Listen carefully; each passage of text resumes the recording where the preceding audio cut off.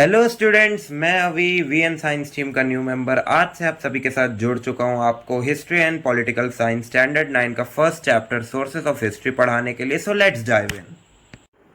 Till now, we have studied the history of ancient, medieval, and modern India. This year, we have to study the history of India in the post independence era. Sources of modern history are different from those of the ancient and the medieval history. We can study history with the help of various sources like the written sources, material sources, oral sources, and the sources in the audio visual medium. In the modern period, we have to take note of various sources at the regional, state, and national level, as well as the international level. We can write history with the help of these sources. So students, आपने जितनी भी अभी तक history पढ़ी होगी, चाहे वो ancient India, medieval India या मॉडर्न इंडिया के बारे में ही पढ़ी होगी। एंशियंट इंडिया में वो सारे पीरियड्स जैसे कि हड़प्पन सिविलाइजेशन, मोहनजोदारो सिविलाइजेशन, यानी कि बहुत पुरानी हिस्ट्री। मिडिवल पीरियड जो कि आप कह सकते हैं कि राजा महाराजाओं वाला रूल हो गया। और मॉडर्न इंडिया आप कह सकते हैं पोस्ट ब्रिटिश रूल के बारे में जो जो आपको पढ़ाया होगा 1950s to 2000s के आसपास। तो आपने अभी स्टैंडर्ड 8 तक यही 3 पीरियड्स के बारे में हिस्ट्री पढ़ी होगी। पर अब इस बार हम स्टैंडर्ड 9 से उन चीज़ों के बारे में पढ़ने वाले हैं जिससे हमने इन सारी चीज़ों को रिकॉर्ड किया था। तो हिस्ट्री को रिकॉर्ड करने के कई सारे सोर्सेज हैं, और इनमें से सबसे ज़्यादा जो फेमस सोर्सेज हैं उसमें आते हैं हमारे return sources, material sources, oral sources and the sources in the audio visual medium. Return sources में तो आप सभी को पता ही होगा कि कितने सारे हिस्टोरियंस ने अपनी बुक्स लिखी है, उनको दुनिया भर में पब्लिश किया है। और मटेरियल सोर्सेस में आप कह सकते हैं कि जो मटेरियल पाया गया है, जैसे आप सभी को पता होगा कि आजकल एक चीज़ बहुत पॉपुलर है एक्सकवेशंस के टाइम जो हमको फॉसिल वगैरह मिलते हैं। ओरल सोर्सेस में वो सारी चीज़ें आती हैं जिसमें हिस्टोरियंस ने अपनी सारी चीज़ों को किसी सॉन्ग या फिर किसी पोएम में डिनोट किया है। और आप सभी ने कभी ना कभी ये सारे सॉन्ग्स और पोएम्स को रीड किया ही होगा। और फिर हमारे ऑडियो विजुअल मीडियम में बेसिकली होता ये था, एक डिवाइस था फोनाटोग्राफी जिसका नाम था। उससे ये होता था कि हम जो भी बात कर रहे हैं वो हमको उस चीज़ की फ्रीक्वेंसी, साउंड वेव्स की फ्रीक्वेंसी कैच करने में हेल्प करता था। बट उसका एक ही ड्रॉबैक था कि हम उसको रिप्ले नहीं कर सकते थे। तो ये चैप्टर हमें बताता है कि हमको कैसे सारे सोर्सेस को एक कॉमन ग्राउंड में यूज़ करना पड़ेगा, रीजनल, स्टेट और इंटरनेशनल लेवल में, कि हम कैसे अपनी हिस्ट्री को बाकी लोगों को डिनोट कर सकते हैं इन सारे सोर्सेस की मदद से। अब हम बात करेंगे रिटर्न सोर्सेस के बारे में। और आप जैसा नीचे डायग्राम में देख सकते हैं, यहाँ पे हमें रिटर्न सोर्सेस के कई सारे एग्जाम्पल दिए हुए हैं कि रिटर्न सोर्सेस किस किस मीडियम में होते हैं। जैसे कि सबसे पहले newspapers, periodicals, diaries, reference books, correspondence, document in the archives, government gazettes, postage stamps and the encyclopaedia. Students, आप सभी को डू यू नो में ये समझाया गया है कि आर्चाइव्स क्या होते हैं। बेसिकली कोई भी ऐसी जगह जहाँ पे आप हिस्टोरिकल डॉक्यूमेंट्स को प्रिजर्व करके रखते हैं उन्हें हम आर्चाइव्स कहते हैं। इंडिया में आर्चाइव्स का मेन ऑफिस न्यू दिल्ली में है और ये एशिया का one of the biggest archives office है। स्टूडेंट्स, अब हम नीचे देखेंगे तो हमें ये लिखा हुआ दिया गया है कि कैसे न्यूज़पेपर्स हमारे इंडियन डेमोक्रेसी के फोर्थ पिलर माने जाते हैं। ना ही सिर्फ मॉडर्न पीरियड्स में बल्कि पुराने पीरियड्स में भी 1961 टू 2000 के समय में प्रिंट मीडिया न्यूज़पेपर्स का कोई कंपटीशन ही नहीं था, क्योंकि न्यूज़पेपर्स का कोई ऑल्टरनेटिव ही नहीं था। लेकिन अब जैसे ही लिबरलाइजेशन और ग्लोबलाइजेशन का वाइड स्प्रेड हुआ है, अब आप देखेंगे कि प्रिंट मीडिया थोड़ी थोड़ी गिरना चालू हो गई है because of the online medium. लेकिन आज भी इंडिया में फिजिकल न्यूज़पेपर्स की डिमांड बहुत ज़्यादा है। यहाँ पे हमें और जानकारी दी गई है न्यूज़पेपर्स के बारे में कि हमें न्यूज़पेपर्स की हेल्प से नेशनल और इंटरनेशनल अफेयर्स के बारे में पता चलता है। हमारे इंडियन पॉलिटिक्स, आर्ट्स, स्पोर्ट्स और लिटरेचर, इनका तो एक अलग ही सेक्शन होता है इन तीनों चीज़ों का। और सोशल और कल्चरल अफेयर्स की हमारे डिफरेंट स्टेट्स में क्या क्या चीज़ें चल रही है। न्यूज़पेपर में बहुत सारी चीज़ें ऐसी भी होती है जो ह्यूमन लाइफ से रिलेटेड होती है, और कई सारी फन चीज़ें भी होती है, जैसे आपने देखा होगा सुडोकू पजल्स हो गए, और कई सारी फन एक्टिविटीज़ भी होती है न्यूज़पेपर में। अभी बहुत सारे न्यूज़पेपर्स ने अपने रीजनल वेरिएशंस भी चालू किए हैं। जैसे आपने देखा होगा दैनिक भास्कर में, मैंने जहाँ तक सुना है दैनिक भास्कर में हर स्टेट का एक अलग रीजनल न्यूज़पेपर होता है जो कि उनकी लैंग्वेज में प्रिंटेड होता है। और वहाँ पे उन्होंने एक नया सेगमेंट तो नहीं कहूँगा मैं इसे, बहुत पहले से चलती आ रही है चीज़, सिटी भास्कर कहते हैं जिसे। और जो भी सिटी में आप रह रहे हैं वहाँ वो उनकी रीजनल न्यूज़ ही आपको मिलेगी उस सिटी भास्कर के पूरे सेक्शन में, कि क्या क्राइम्स हो रहे हैं, क्या वीकली रैलीज वगैरह निकलने वाली है पॉलिटिकल पार्टीज की वगैरह वगैरह। और न्यूज़पेपर्स हमें हमारी जो पॉलिटिकल पार्टीज हैं उनके भी डेली और वीकली एजेंडाज के बारे में इन्फॉर्म करती है। और मुझे याद है कि कुछ न्यूज़पेपर्स ऐसे भी होते हैं जो साल के एंड में आपको रिकैप देते हैं कि आपने पिछले साल कौन कौन से इंपॉर्टेंट इवेंट्स को विटनेस किया है। जैसे कि 2024 के भी 1 जनवरी में ऑलमोस्ट सारे न्यूज़पेपर्स ने एक रिकैप सेक्शन पोस्ट किया था अपने न्यूज़पेपर में, जिनमें उन्होंने 2023 के सारे इंपॉर्टेंट इवेंट्स को नोट डाउन किया था। अब हम बात करेंगे press trust of India PTI के बारे में। एक नॉन गवर्नमेंट ऑर्गेनाइजेशन है जिसको 1947 27 अगस्त को इस्टेब्लिश किया गया था। पीटीआई हमेशा से एक इम्पॉर्टेंट न्यूज़ हब था इंडिया का, जो सारी मेजर डिटेल्स और इम्पॉर्टेंट इवेंट्स होते थे उस टाइम में, उसका सबसे रिलायबल न्यूज़ सोर्स माना जाता था। प्रेस ट्रस्ट ऑफ इंडिया हमेशा से ही अपने न्यूज़पेपर्स में रिपोर्ट्स, फोटोग्राफ्स और आर्टिकल फाइनेंशियल और साइंटिफिक इश्यूज के बारे में भी पब्लिश किया करता था। पीटीआई ने रिसेंटली अपनी ऑनलाइन सर्विसेज को भी अवेल कर दिया है। और 90s के पीरियड में पीटीआई ने सैटेलाइट ब्रॉडकास्ट को यूज करना स्टार्ट कर दिया इंस्टेड ऑफ टेलीप्रिंटर्स।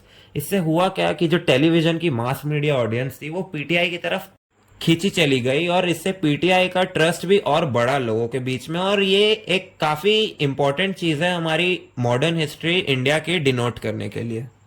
सो स्टूडेंट्स, अब हम देखेंगे डू यू नो, जो आपकी बुक में दिया गया है। आप एक बार इसे अच्छे से रीड कर लेना क्योंकि आपके एग्जाम्स में इससे क्वेश्चन आ सकते हैं।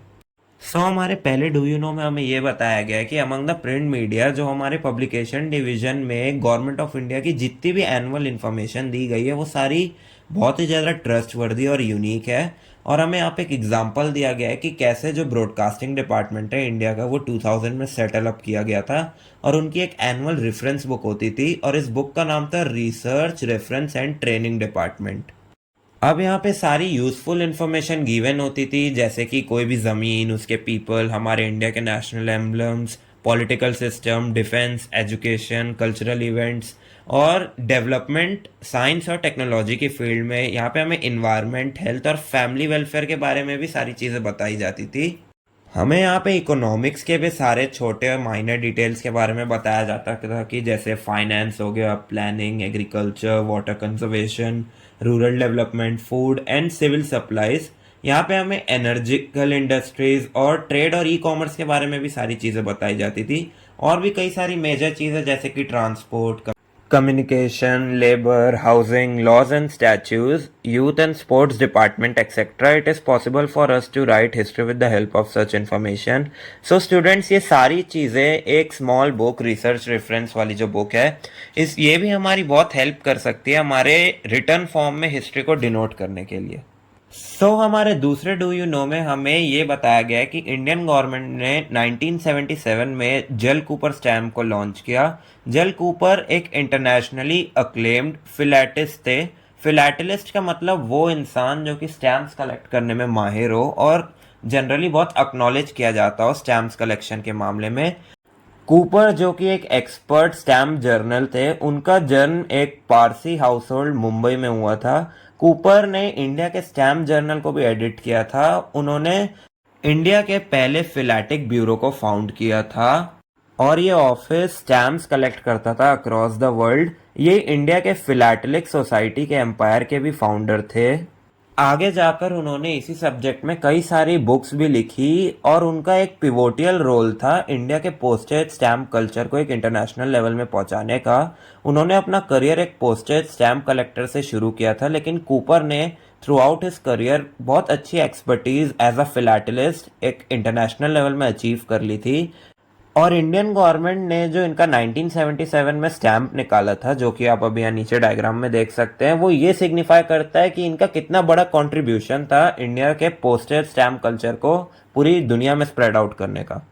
गाइस, अब हम बात करेंगे पोस्टेज स्टैम्प्स के बारे में। पोस्टेज स्टैम्प एक ऐसी चीज़ है जो खुद के बारे में कुछ रिवील नहीं करती, पर हिस्टोरियंस ने उन्हें डिज़ाइन ही ऐसा किया है कि वो उनके डिज़ाइन से ही कोई भी बंदा पहचान सकता है कि पोस्टेज स्टैम्प बताना क्या चाह रही है। इतने सारे ईयर्स में पोस्टेज स्टैम्प का इवोल्यूशन हुआ है। प्री ब्रिटिश पीरियड में पोस्टेज स्टैम्प्स कुछ अलग चीज़ें दिखाती थी, और पोस्ट ब्रिटिश पीरियड में, जैसा कि आप ये जल कूपर स्टैम्प देख सकते हैं, ऐसी चीज़ें डिनोट करती है। सो हंड्रेड्स ऑफ ईयर्स में पोस्ट स्टैम्प्स का बहुत इवोल्यूशन हुआ है, और जो करंट पोस्ट स्टैम्प्स हैं, हमारा पोस्टल डिपार्टमेंट उसमें वैरायटी ऑफ थीम्स यूज़ करता है, जैसे कि फ्लावर्स, एनिमल्स, बर्ड्स, और कोई भी इवेंट हो रहा हो उसके बारे में, या फिर वो कोई मेटल के बारे में भी उसके ऊपर पब्लिश कर सकते हैं, और सेंटेनरी, बाय सेंटेनरी और टेर सेंटेनरी मूवमेंट्स के बारे में। दोस्तों, सेंटेनरी मोमेंट्स मतलब आप कह सकते हैं 100th एनिवर्सरी को बोलते हैं किसी भी इवेंट की। बाई सेंटेनरी 200th एनिवर्सरी को बोलते हैं, और टेर सेंटेनरी किसी भी इवेंट के 300th एनिवर्सरी को डिनोट करता है। और ये एक काफी इंपॉर्टेंट चीज है जो हमारे पोस्टल डिपार्टमेंट ने अभी तक प्रिजर्व करके रखा हुआ है, और ये एक बहुत वैल्यूएबल रिपोजिट है हमारी हिस्ट्री के लिए। अब हम बात करेंगे मटेरियल सोर्सेस के बारे में। बेसिकली वो सारी चीज़ें जो यहाँ नीचे डायग्राम में आपको दी गई है, जैसे कि coins, places of worship, things in daily uses, royal seals, modern architecture, clothing, museums, ornaments. Basically मैंने आपको वीडियो के स्टार्टिंग में जैसा समझाया था, एक्सकवेशन से जो मोस्टली हमको चीज़ें मिलती है, जैसे कि पुराने कॉइन्स हो गए, क्लोथिंग हो गए, म्यूजियम्स के अंदर जो एक्सकवेशन के सामान हो गए, ऑर्नामेंट्स हो गए पुराने, ये सारे हमको एक्सकवेशन के ही थ्रू मिलते हैं, और इसको हम मटेरियल सोर्सेज के अंदर डिनोट करते हैं। हम मटेरियल सोर्सेज के अंदर अब दूसरे पार्ट कॉइन्स के बारे में बात करेंगे। हम कॉइन्स के हेल्प से भी हमारी हिस्ट्री को और अच्छे से जान सकते हैं, क्योंकि coins through out the years काफ़ी ज़्यादा चेंजेस आए हैं कॉइन्स के अंदर। और अभी जो करंट करेंसी नोट्स चलते हैं 100, 200, 500, 2000 का तो खैर अभी बंद हो चुका है, तो ये जितने भी नोट्स हैं उनको reserve bank of India print करता है, जो इसके हेडक्वार्टर्स मुंबई में है। और कॉइन्स हमेशा से अलग अलग राजाओं के टाइम में अलग अलग उसमें पाए जाते थे, पीरियड्स में पाए गए हैं, और उसमें थ्रू आउट द ईयर्स काफ़ी सारे चेंजेस आए हैं। And through out the years जो मेटल यूज होता है कॉइन्स में, उसको भी काफ़ी ज़्यादा कम कर दिया गया है उसके एक्चुअल फेस वैल्यू से ज़्यादा। और इन कॉइन्स के ऊपर कई सारे डिज़ाइंस भी होते हैं, जैसा आप अभी स्क्रीन में देख सकते हैं। यहाँ पे आप देखेंगे तो यहाँ पे 2 डिज़ाइंस दिए गए हैं, और हर कॉइन में कुछ अलग अलग इश्यूज के बारे में ऐसे डिज़ाइंस दिए जाते हैं। जैसे कि हमारे एग्रीकल्चर और हमारे फार्मर्स के रिलेटेड इस कॉइन में वो दिया गया, डिज़ाइन दिया गया है 1 रुपये के, जो 1970 में पब्लिश हुआ था। और अलग अलग कॉइन्स में अलग अलग डिज़ाइंस को डिनोट किया जाता है इश्यूज को माइंड में रखते हुए। अब हम बात करेंगे म्यूजियम्स के बारे में। इंडिया के ऑलमोस्ट सारे स्टेट्स में एक म्यूजियम होता है, गवर्नमेंट म्यूजियम, जो हमें उस पर्टिकुलर स्टेट के कल्चरल और रीजनल हेरिटेज को समझने में बहुत ज़्यादा हेल्प करता है। जैसे कि for example Chhatrapati Shivaji museum Mumbai में है, और गवर्नमेंट म्यूजियम्स के अलावा कुछ प्राइवेट कलेक्टर्स भी होते हैं जो ऑक्शन में कई सारे सामान खरीदते हैं हाई बिड में, और वो अपना एक पर्सनल स्पेस सेटअप करते हैं जहाँ पे वो एक अपना प्राइवेट म्यूजियम भी ओपन कर सकते हैं। और ये कुछ लिमिटेड ही चीज़ें ओपन कर पाते हैं, जैसे कि कॉइन्स हो गए, नोट्स हो गए, लैम्प्स हो गए, और नट क्रैकर्स वगैरह हो गए अलग अलग शेप के, और कुछ हिस्टोरिकल ऑब्जेक्ट्स हो गए। अब हम देखेंगे ओरल सोर्सेस के बारे में। ओरल सोर्सेस वो सारे सोर्सेस हो गए जिनमें हिस्टोरियंस ने अपनी सारी चीज़ों को फोक टेल्स, फोक सॉन्ग्स और कुछ लाइंस में डिनोट किया था। जैसे कि यहाँ पे हमें एक मराठी एक्टिविस्ट पावदास लोकशाहीर अण्णा भाऊ के बारे में बताया गया है, और कैसे उन्होंने अपनी हिस्ट्री को ओरल सोर्स में डिनोट किया था महाराष्ट्र मूवमेंट में। अब हम देखेंगे ऑडियो विजुअल सोर्सेस के बारे में। आप यहाँ जैसे कि रीड कर सकते हैं, ये सोर्सेस में टेलीविजन, फिल्म्स, इंटरनेट, ये सारी चीज़ें ऑडियो विजुअल मीडिया के अंदर आती है, जिसमें कई सारे डोमेस्टिक और फॉरेन चैनल्स भी इंक्लूडेड होते हैं, जैसे कि history channel, national geography etcetera. अब हम देखेंगे FTII के बारे में। गवर्नमेंट ऑफ इंडिया ने FTII को 1960 पुणे में इस्टेब्लिश किया था। इसका फुल फॉर्म है film and television institute of India. इसका एक ही पर्पस था कि ये कैसे पब्लिक अवेयरनेस फैला पाए अलग अलग इश्यूज़ में, जैसे कि social issues, arts issues, sports issues और रीजनल इश्यूज़ के बारे में। अब इसमें एक इंस्टीट्यूट था जिसका नाम था इंडियन न्यूज़ रिव्यू। इन्होंने कई सारे अलग अलग इश्यूज पे अपना मुद्दा उठाया, और उनके ऊपर कई सारे न्यूज़ रिव्यू भी पब्लिश किए। अब ये जो डिपार्टमेंट था, इन्होंने कई बड़े लीडर्स के ऊपर अपनी डॉक्यूमेंट्रीज भी डॉक्यूमेंट की हैं, जिन्होंने बहुत ज़्यादा सिग्निफिकेंट कॉन्ट्रीब्यूशंस दिए हैं हमारी कंट्री को through out the years change करने में, और कई सारी इंपॉर्टेंट लोकेशंस इंडिया की। और ये सारी न्यूज़ आर्टिकल्स हमारी हेल्प करता है कि हम कैसे मॉडर्न इंडिया की हिस्ट्री को और अच्छी तरीके से पढ़ सकते हैं। हमने अभी तक वो सारे सोर्सेस के बारे में देख लिया जो हमें हिस्ट्री को बहुत अच्छी तरीके से स्टडी और एनालाइज करने में हेल्प करते हैं, लेकिन अभी हमारे बदलते 21st सेंचुरी में ऐसे कई सारे सोर्सेस हैं जिनके बारे में हमने पढ़ा जो कि इनएडिक्वेट, धीरे धीरे हम इनके ऊपर ज़्यादा रिलाई नहीं कर सकते हैं। लेकिन अब बढ़ते टाइम में टेक्नोलॉजी और ज़्यादा एडवांस कर रही है और हमारे पास बहुत सारे नए सोर्सेस आ रहे हैं जिनसे हम हिस्ट्री सब्जेक्ट को और अच्छे से डिनोट कर सकते हैं। जैसे कि फॉर एग्जांपल आप देख रहे हैं कि कैसे पहले के ज़माने में लैंडलाइन फ़ोन हुआ करते थे और आज का इनोवेशन ने उनको सेल फोन्स बना दिए जिसमें आप अभी ये वीडियो देख रहे हैं। और सबसे बड़ा इनोवेशन 21st सेंचुरी का इंटरनेट, गूगल, क्रोम और कई सारे वेब ब्राउजर्स। आप इनमें किसी भी पार्ट ऑफ हिस्ट्री को बड़े आसानी से पढ़ सकते हैं, लेकिन आपको हमेशा गूगल और क्रोम पे ब्लाइंडली ट्रस्ट नहीं करना चाहिए। आपको हमेशा इन सोर्सेस को एक बार अपने एंड से चेक करना चाहिए कि क्या ये आपको सही इन्फॉर्मेशन दे पा रहे हैं। स्टूडेंट्स, अब हमारा फर्स्ट चैप्टर यहीं पे ख़त्म होता है। अब ये एक्सरसाइजेस की वीडियो हमने ऑलरेडी चैनल पे अपलोड कर चुकी है। मैं उसका लिंक आपको डिस्क्रिप्शन में दे दूंगा, डू चेक इट आउट। आपको और कैसी लगी मेरी पहली क्लास इस चैनल में, प्लीज़ कमेंट करके बताइएगा। Have a great day.